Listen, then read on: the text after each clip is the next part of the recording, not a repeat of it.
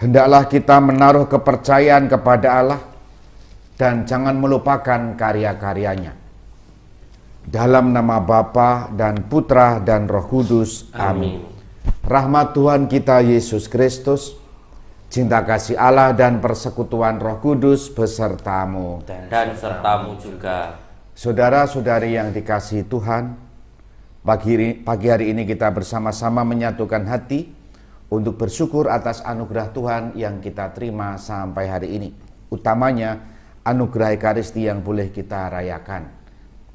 Melalui Ekaristi ini kita akan menimba kekuatan rohani yang kita temukan melalui sabda-sabdanya. Sabda Tuhan hari ini mengajak kita, mengingatkan kita untuk terus-menerus mengusahakan sikap yang mengampuni. Sebab dengan sikap itulah kita akan mendapatkan kesembuhan dan juga kebahagiaan. Hari ini kita juga akan menyatukan doa-doa kita bagi mereka yang membutuhkan doa-doa kita. Untuk mereka yang ulang tahun kelahiran, Ibu Helena Agung Ika Dewi ke-45 tahun dan Ignacia Rosinta. Semoga dengan perayaan ulang tahun hari ini makin bersyukur atas anugerah Tuhan dan makin terus-menerus memupuk kepercayaan bahwa Allah akan senantiasa menyelenggarakan hidupnya di hari-hari mendatang. Berikutnya adalah untuk mereka yang sudah dipanggil Tuhan.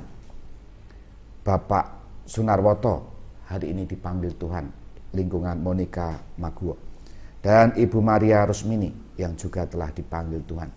Semoga jiwa-jiwa saudari-saudara kita ini mendapatkan pengampunan Tuhan dan mengalami kebahagiaan abadi bersama dengan Tuhan. Berikutnya adalah mohon doa perlindungan dan kesehatan bagi Bapak Yohanes Willy Samuel dan Ibu Maria Magdalena Sri Aminah. Mohon doa juga untuk Bapak Andreas Denny Samuel. Mohon perlindungan dan kekuatan baginya. Semoga saudara-saudara kita ini mendapatkan perlindungan dan kesembuhan dari Tuhan. Kita juga mendoakan bagi mereka yang berada di garda depan pencegahan dan penanganan virus corona, keluarga-keluarga yang karena situasi seperti ini harus berpisah untuk sementara waktu, dan untuk mereka yang terus berjuang menyambung hidup karena dampak corona ini. Kita hening sejenak, kita siapkan hati kita.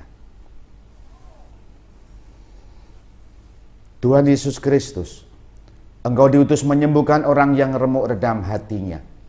Tuhan, kasihanilah kami. Tuhan, kasihanilah kami. Engkau datang memanggil orang yang berdosa. Kristus, kasihanilah kami. Kristus, kasihanilah kami. Engkau duduk di sisi Bapa sebagai pengantara kami. Tuhan, kasihanilah kami. Tuhan, kasihanilah kami. Semoga Allah yang Maha Kuasa mengasihani kita, mengampuni dosa kita dan menghantar kita ke hidup yang kekal. Amin. Marilah berdoa.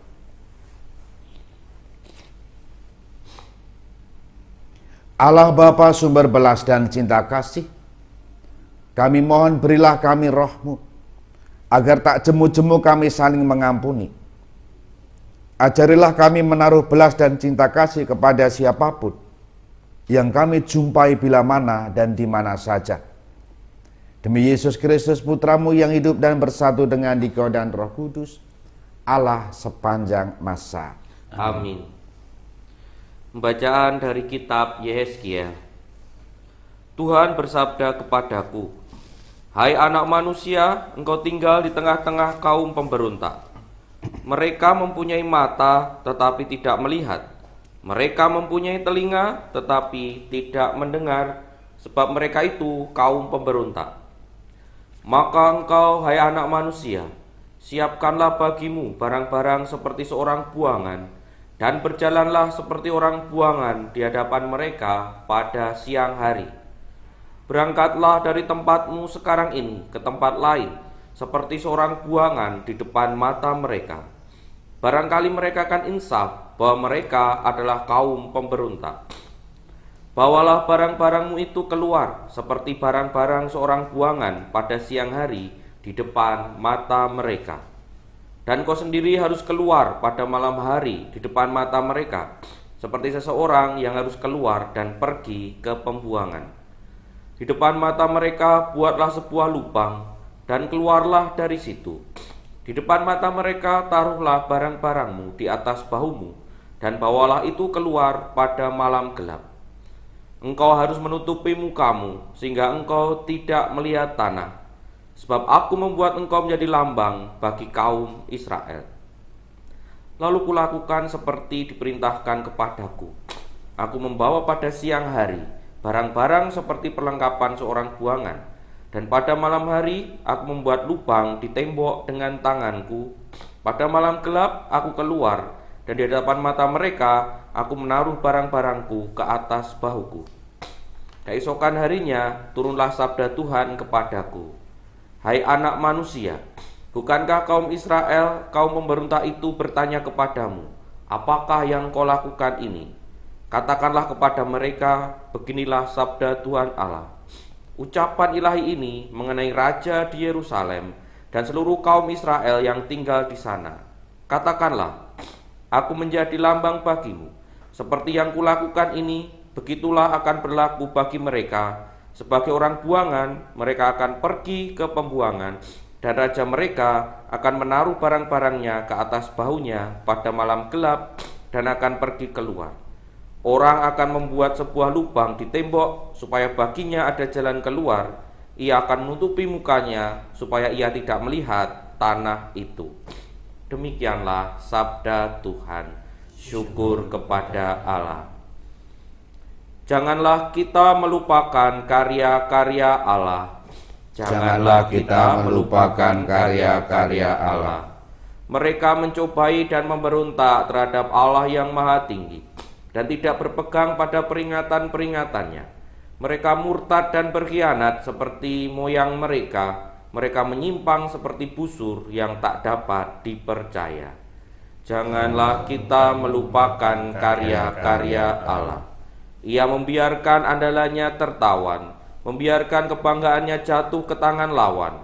Ia membiarkan umatnya dimangsa pedang, dan murkalah ia terhadap milik pusakanya. Janganlah kita melupakan karya-karya Allah.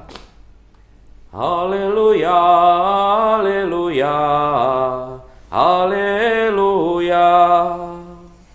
Haleluya, haleluya, haleluya. Sinarilah hamba-Mu dengan wajah-Mu, dan ajarkanlah ketetapan-ketetapan-Mu kepadaku. Haleluya, haleluya, haleluya. Tuhan sertamu. Dan sertamu juga. Inilah Injil Yesus Kristus menurut Santo Matius. Dimuliakanlah Tuhan. Sekali peristiwa datanglah Petrus kepada Yesus dan berkata, Tuhan, sampai berapa kali aku harus mengampuni saudaraku jika ia berbuat dosa terhadapku? Sampai 7 kali? Yesus menjawab, bukan hanya sampai 7 kali, melainkan sampai 70 kali 7 kali. Sebab hal kerajaan surga itu seumpama seorang raja yang hendak mengadakan perhitungan dengan hamba-hambanya.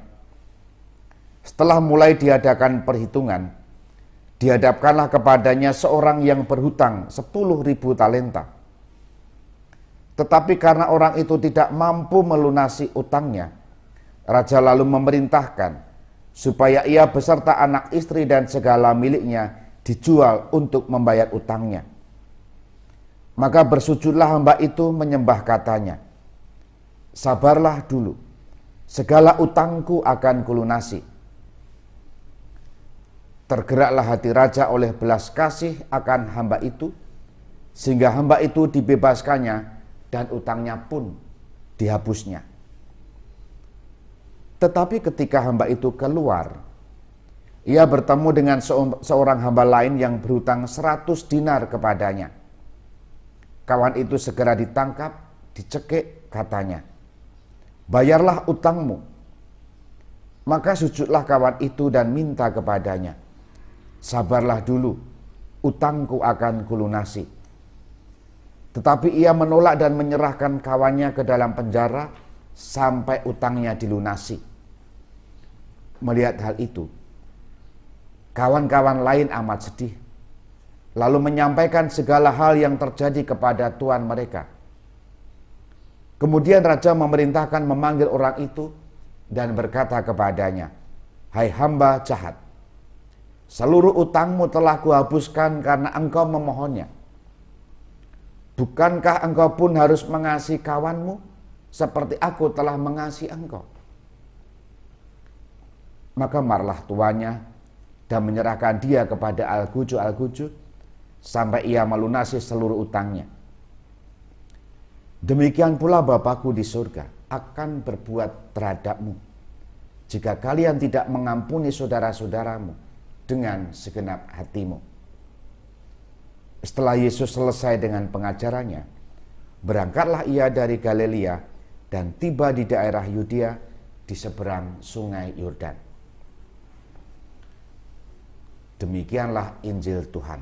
Terpujilah Kristus. Saudari-saudara yang dikasihi Tuhan, selamat pagi berkah dalam. Selamat pagi berkah dalam. Ada satu kata menarik yang tadi muncul dalam bacaan Injil, yakni perhitungan. Dihitung-hitung, bisa jadi hitung-hitungan itu untung rugi. Kalau pedagang dihitung itu artinya ya pertimbangkan untung dan rugi. Kalau tidak untung ya tidak usah diteruskan dagangannya atau bisnisnya, atau malah garis marginnya, keuntungannya terbatas, ya bagaimana diusahakan untuk dihitung kembali. Atau juga perhitungan ini sangat mudah dipahami juga, artinya orang tidak mau rugi.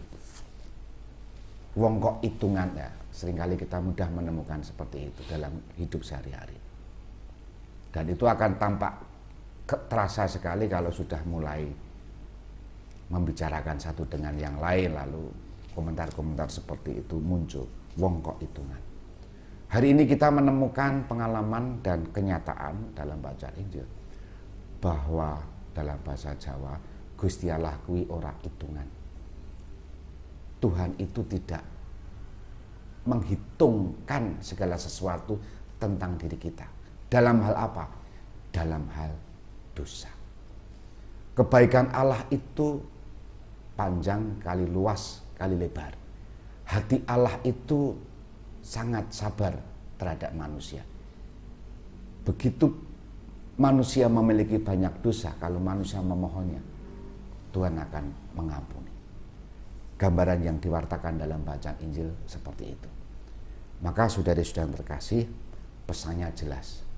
Tuhan tidak membuat perhitungan, ora hitungan, apalagi tentang dosa, tentang kesalahan manusia.